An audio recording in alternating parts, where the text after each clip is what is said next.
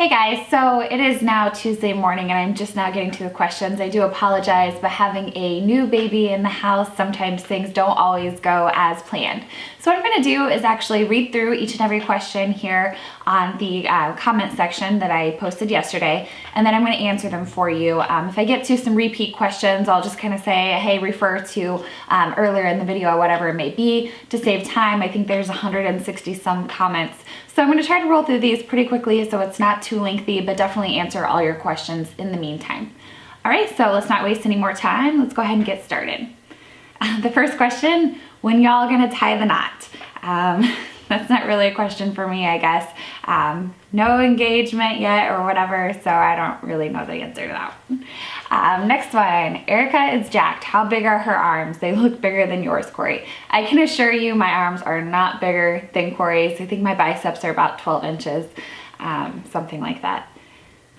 Do you guys run drills for protecting the baby or small children? We have, our normal routine drills, such as what we would do if a fire, what we would do if somebody would break in, that sort of thing. So we do have some of those plans in place if something were to happen, God forbid. Okay, next question. What are some basic things to consider when planning to open your own range or training facility? Well, I guess it kind of depends on where you're located, that sort of thing. We ran into a couple of different things that we didn't realize. Some major things to consider, definitely insurance. We are insured through the NRA. It's really great coverage. I would look into that. Make sure your berm have great specifications. If you can stretch your range out to 100 yards, that would be excellent. I would definitely consider that. Definitely plan to have at least a 1.5 to 2 feet in between each target if you are going to be holding classes, that sort of thing. I can't really tell you about lanes or anything like that. We don't have lanes at our range, but hopefully that answers a couple of your questions, or your question for owning your own range or training facility. So next question. Have you ever been in a situation where you thought you might have to use a firearm against a threat? No, I have not, and I hope that I'm never put in one of those situations, but that would definitely be my last resort, is to draw a weapon. So no, I have not, but I am going into law enforcement, so there may be a time in the future where I have to, but I hope I never do. Ford, Chevy, or Dodge? Well, I drive a Chevy, and I like it, but I do like Fords as well. I'm not really a huge Dodge fan, I guess. When's the wedding? No plans in the near future for that one again. What is the best way to train without spending hundreds on ammunition on a strict budget? Thanks. Actually, great question. We are going to be doing a video here this week, actually, so it'll probably be up sometime next week, about just if you can only purchase one 50-round box of ammo, or even two 50-round boxes, so 100 rounds, what can you do at the range to use those rounds wisely? So we'll be doing a video this week, like I said, over that, so please stay tuned and watch that. That'll be on the Corey07 Inc. channel. What's your workout routine? I've kind of been over this a little bit on my Instagram page, if you guys follow me there. My workout routine, it's pretty basic. I run, I was running before I got really cold. I was running about between 3 and 5 times a week. And I would run about 3 or 4 miles. Now I am just doing P90X. We're on week 4 right now. So that's basically it right now. We do chest and back, arms, shoulders, abs, that sort of thing. And when it gets a little bit warmer, I'm gonna start running again. So right now it's just basically P90X. Okay, next question. I'm working in Iraq and I want my fiance to go to the range on her own, but she doesn't go. How can I encourage her to go on her own? She loves to shoot and is a very safe shooter. She says she's afraid she will mess up. I completely understand that, and I think that it would have taken me quite some time to want to go to the range on my own until I got really, really super comfortable. It doesn't matter how good you think she is, I guess. It's how she feels. If she feels that she's confident as a shooter and that sort of thing. So what I would just say, Obviously you're away right now. If there's somebody else that could go with her for a little while just to build up her confidence, or tell her to come out and take a class, and hopefully when she gets more comfortable and builds up that level, then maybe she'll feel better going to the range on her own. But it's just kind of something that takes time, and it's different with absolutely everybody. So don't pressure. For anybody else out there who's maybe having this situation too, don't pressure them. It's just kind of something that comes along with time. And under that, there's one that says, do you all do every ladies class? It was certainly intimidating when I came out and had to shoot with all the dudes. Though Corey's suggestion of lower caliber guns seemed to have paid off a little. For me, I got a new Glock. Usually I am out there teaching the ladies classes, of course. I'm not out there, unfortunately, for every single class, even if there is a lady in it, but the women's only, I am out there instructing. Now, normally I would be out there for every single class, but I am a full-time student and a full-time mother now, so I kind of have to pick and choose which ones work well with my schedule and Noah's as well. But usually I am out there, and if you come take a women's only or couples only, I will be out there certainly for those classes. Or if you specifically recommend me to be out there for a private lesson or whatever, I'll certainly be out there for those. All right, next question. What are your thoughts on open carry versus concealed carry? Do you think open carry is good or bad? Well, I kind of think it depends on your day-to-day life, where you go, where you're traveling to, the environment that you are in. Certainly, I personally do not open carry unless I'm going to the range, and then maybe I'll have it on when I go to the gas station or whatever. And then obviously if you're a police officer, typically you're gonna open carry. But I think if you do open carry, you certainly need to have a way more heightened level of awareness. And I don't think it's a bad idea to have some type of retention on your holster, whether it's a snap or like the G-code, sock holster, or whatever it may be. But if you do have some type of retention, that's how you need to practice using that as well. But personally, I don't love open carry, but if that's how you carry, you just need to be aware of your surroundings. Hopefully that answered that question. What kind of workout routine do you do, and do you feel that it helps your shooting? I kind of touched base on what routine I usually do. I've done many things such as bodybuilding, CrossFit, that sort of thing as well. And I think that definitely does help, not necessarily with my shooting, but with my endurance when I do run and guns, when I'm out there for the duration of the class, that sort of thing. I think it definitely helps me. And I guess when I'm in better shape and I have stronger arms, it definitely helps me with the rifle, running it for 8 hours in a class, and especially the second day. I can definitely see a difference there with the weight of the rifle. So I think it just depends on what you do and how long you're at the range and that sort of thing. I think it can definitely help, yes. Next question, what is your favorite defense load? Hornady, Winchester, and Federal. I usually use the Hornady Critical Duty. That's typically what I put in my firearms. So hopefully that answers that.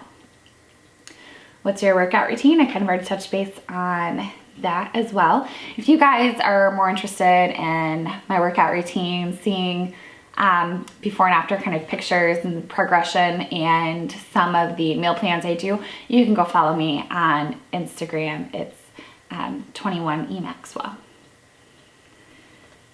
Next question, have you ever used the Terran Tactical base pads for your mags? If so, what do you think? I have never used those, so I can't help you there. Sorry about that. But if anybody else has, feel free to comment below and let AJ know what you think about those. Who won the t-shirt for the baby caption? I believe I emailed somebody about it and I never heard a response, so I guess I'll go back and pick another winner. Kind of left my mind that I didn't receive an email back. So I will try to go ahead and do that soon. Next question, diet, workout routine to maintain stamina for all day drills. My diet has pretty well always been the same. I've always eaten very, very healthy, very lean foods. Now I would say I am taking away a lot of the carbs in my diet because I'm not running at this point. But when I start running again, I'll definitely add carbs. I'm not really a fast food person. I don't drink soda. I don't drink alcohol. So Those of you that are beer drinkers, that's not gonna help Sam. So my diet has always been, you know, very lean, lots of fruits and vegetables, a lot of turkey versus red meat, that sort of thing. And then I kind of already went over my workout routine with you guys. So next question. I've loved your channel since you guys started. You two are very fortunate to have each other in the lifestyle you lead. Well, thank you. My question is, I run an AK and I love it, but it's bone stock. What are some performance mods or setups that you recommend for mainly CQB? It's my truck gun and I live in a very urban environment. Really, mine's pretty well stocked too. I don't have very many upgrades on it. I don't think AKs really need it. They run well as is. But I do have I've had a couple of different rail systems on it. There's an Ultimac. I've had a tactical response one on it. Both of those are great. So if you're looking for a new rail system, that would be a good one. I had the US Palm grip on it, and now I have the new Magpul one on it, and I love it. And then I just have a Primary Arms red dot on it. So those are basically the only upgrades I have, and I love those. Other than that, I mean, there's lots of good brands out there. I would just kind of search around, but that's what I have on my AK. Next question. I've always wondered about the Jeep. Lift, tires, other mods, etc. Nice rig. You have a special setup. Do you have a special setup for the Jeep in your firearms training and around vehicles? Thanks for the great vids. Thank you for watching. I don't really know a whole lot about the upgrades to the Jeep. I know there's a lift on it and there's really huge tires, but other than that, I don't really know. There's not really like any mods on the inside or whatever. And special setup for firearms in your Jeep. Yeah, of course we have our truck gun, that sort of thing. But other than that, we don't really, I mean, we always carry our firearms on a body. So that's basically it, I think, for the Jeep. Sorry, I don't know much about it. How's your approach to shooting since having the baby? Finding time, getting back to post-baby body, and finding a sitter.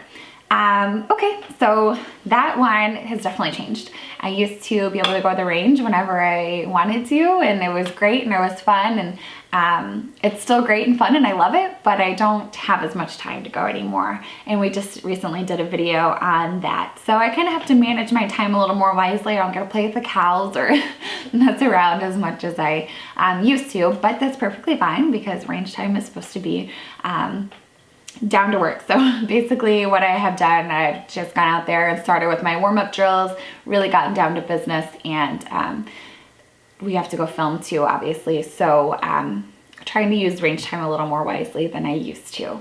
And usually I was out there, you know, 3, maybe 4 times a week. Now it's 1 to 2 times a week. But I still try to get all the training I normally would in. I just don't, I just use my time more wisely, I guess I should say. Finding a babysitter hasn't been too hard. All of our parents live in this area, so that's been great. And we have sisters and nieces and everything. So finding a sitter hasn't been too bad. And getting back to the post-baby body, kind of already touched base on that. Basically, it's all revolves around eating. If you eat right, you're gonna lean down, and then when you work out, you tone up on top of that. So that's kind of the gist of that there. Okay, next question. How has becoming a parent changed your outlook or focus on training? Have you shifted more towards drills, scenarios involving third-party protection, and keeping the wee one safe? I say we have kind of always worked with scenarios, not every single time we go out to the range, but we certainly do in the classes we teach. So there's always been scenarios involved. So I guess now you can kind of think of a scenario where you're holding your child, but we've done that in the past too. So not a whole lot has changed because we've always done that sort of thing, I guess in preparation for the future. But it's definitely, I think, changed my outlook. I think it is that more important to carry a firearm and protect my little one. So those of you that have asked in the past, well, you don't carry your gun now that you have a child, do you? Well, certainly I do. It is still important, and actually more important now. So hopefully that answers your question. We've kind of always done those drills, and we will continue to do them as well. Next question. My daughter never wears a belt and plans to conceal carry. Any tip for her on how to do that? you have to wear a belt. As much as one the other girl hates it. I've always kind of worn the fashion type belts that were like braided and not sturdy at all, and I can tell you firsthand that that will not hold your gun up, and so it certainly will not work if you do not have a belt on, unless you have the Remora holster, which kind of has a tack on it, and you can just slide it into your pant line or whatever, and it kind of stays in place there.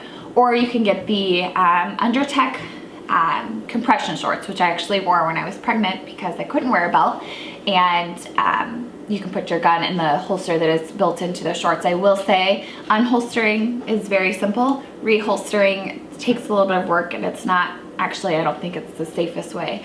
But the Remora holsters are great if you're looking to not wear a belt, but if you're looking for any Kydex kind of holster, you're gonna need a belt, and a good one at that, to hold your gun in. So hopefully that answers your question, Steve. So hey guys, I was just told that this video is getting pretty lengthy. It's gonna be about a half hour long. So what I'm actually going to do is upload a part 2 and possibly a part 3 the next 2 days. So part 1 will go up today, Tuesday, and then Wednesday and Thursday if needed for the second part and third part. So hopefully you guys aren't disappointed I didn't get to your question yet. I assure you they will be answered. I apologize, I just don't want you guys to have to sit through an hour-long video to hear the answer to your question. So I'm gonna go ahead and do part 2 and 3, and those will be uploaded the next couple of days. Hope you guys enjoyed this question and answer kind of thing, and we'll go ahead and we'll do another one on the next Monday, and if I get a lot of questions and great feedback, we'll continue to do it from here on out. So stay tuned for part 2 and possibly 3. Thanks guys.